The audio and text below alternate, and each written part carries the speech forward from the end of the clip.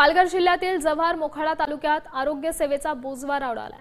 मोखाडा तालुक्यातील खोडाळा रुग्णालयात रुग्णांना उपचार मिळत नसल्याने रुग्ण दगावल्याच्या घटना ताज्या असतानाच दुसरीकडे हे रुग्णालय आता एक नवीन वादात सापडले।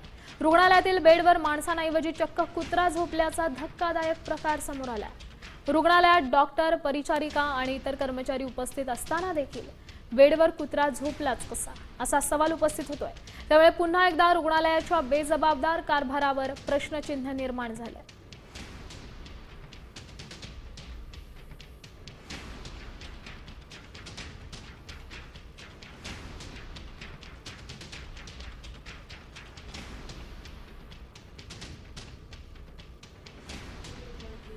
ही दृश्य आपण पाहू शकतोय, ही याच खोडाळा रुग्णालयातील दृश्य आहेत।